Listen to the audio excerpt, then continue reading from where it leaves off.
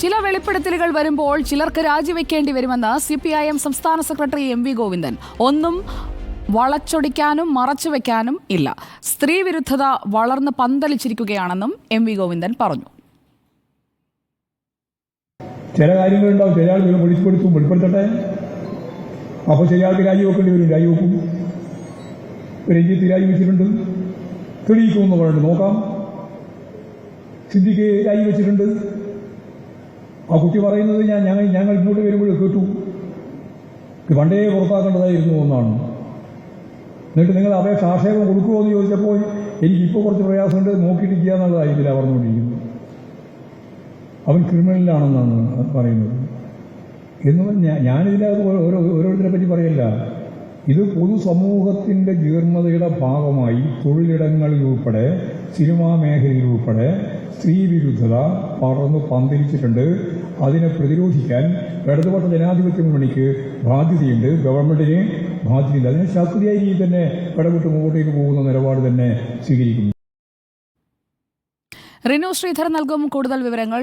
Rinu Sridhar, CPIM സംസ്ഥാന സെക്രട്ടറിക്ക് ഇക്കാര്യത്തിൽ കൃത്യമായ ഒരു രാഷ്ട്രീയ നിലപാട് വ്യക്തമാക്കേണ്ടി വരും. കാരണം ചലച്ചിത്ര അക്കാദമി ചെയർമാൻ രഞ്ജിത്തിന്റെ രാഷ്ട്രീയം കൂടി ചർച്ചയാകുന്നുണ്ട്.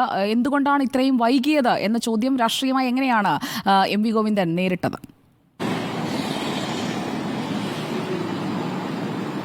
സുജയ, ഹേമ കമ്മിറ്റി റിപ്പോർട്ട് അതീവമായി ചർച്ച ചെയ്യുമ്പോൾ പാർട്ടിയുടെ നിലപാട് കൂടി വ്യക്തമാക്കുകയാണ് MV ഗോവിന്ദൻ മാസ്റ്റർ. അതീവ ഗൌരവമായി തന്നെയാണ് ഹേമ കമ്മിറ്റി റിപ്പോർട്ട് കാണുന്നത്. ഒരു രീതിയിലും ആരെയും ഒന്നും മറച്ചുവെക്കുവാൻ സർക്കാരിന് ഇല്ല എന്നുള്ളതാണ്. ഗൌരവമായി തന്നെയാണ് ഈ കമ്മിറ്റി റിപ്പോർട്ടിനെ കണ്ടുകൊണ്ട് മുന്നോട്ട് പോകുന്നത്. ഒരു സമൂഹത്തിന്റെ ഒരു ജീർണതയാണ് ഇത്തരം അനുഭവങ്ങൾ എന്നുകൂടി അദ്ദേഹം വ്യക്തമാക്കുന്നുണ്ട്. സ്ത്രീകൾക്കൊപ്പമാണ്, സ്ത്രീപക്ഷത്ത് നിൽക്കുന്നൊരു സർക്കാരാണ് ഇപ്പോൾ സംസ്ഥാനം ഭരിക്കുന്നത്. അതുകൊണ്ട് തന്നെ കോടതിയുടെ നിർദ്ദേശമനുസരിച്ച് നിയമപരമായി തന്നെ മുന്നോട്ട് നീങ്ങും എന്നുള്ളൊരു കാര്യം കൂടി അദ്ദേഹം പറഞ്ഞു വെക്കുന്നുണ്ട്. ഒപ്പം ചില ആരോപണങ്ങൾ ഉയർന്നു വരുമ്പോൾ ചിലരൊക്കെ രാജിവെക്കേണ്ടി വരും. അതാണ് രഞ്ജിത്തിന്റെയും അതുപോലെ തന്നെ സിദ്ദീഖിന്റെയും രാജി സൂചിപ്പിക്കുന്നത് എന്നും അദ്ദേഹം പറയുന്നുണ്ട്. നമുക്കറിയാം, വലിയ രീതിയിലുള്ള ഒരു സമ്മർദ്ദം CPF-ൽ ഹേമ കമ്മിറ്റി റിപ്പോർട്ടുമായി ഉണ്ടാകുന്നു എന്നുള്ളത്.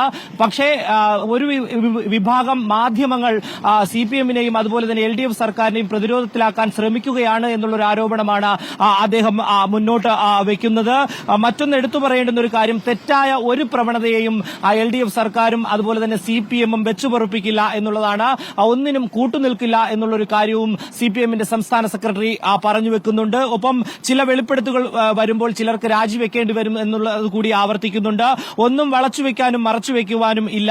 എന്തായാലും ഹേമ കമ്മിറ്റി റിപ്പോർട്ടിനെ തുടർന്ന് കോടതിയുടെ കൂടി ഒരു ഇടപെടൽ ഉണ്ട്. അതുകൊണ്ട് തന്നെ കോടതിയുടെ നിർദ്ദേശം അനുസരിച്ചായിരിക്കും സർക്കാർ മുന്നോട്ട് പോവുക. അതിന് പ്രതിജ്ഞാബദ്ധമാണ് സർക്കാർ എന്നുള്ളതാണ്. പക്ഷേ ഇത്തരത്തിലുള്ള ഒരു ആരോപണം അല്ലെങ്കിൽ ആക്ഷേപം CPM-ന്റെയോ LDF-ന്റെയോ പുറത്ത് ചായാൻ വേണ്ടി ആരും ശ്രമിക്കേണ്ട. അത്തരം ചില ഇടപെടലുകൾ ചില മാധ്യമങ്ങളുടെ ഭാഗത്ത് നിന്ന് ഉണ്ടാകുന്നു എന്നുള്ളൊരു കാര്യം കൂടി അദ്ദേഹം ഇപ്പോൾ ചെങ്ങന്നൂരിൽ നടന്ന ശക്തി അവാർഡ് ദാന ചടങ്ങിൽ പ്രസംഗിക്കവേ പറയുന്നുണ്ട്.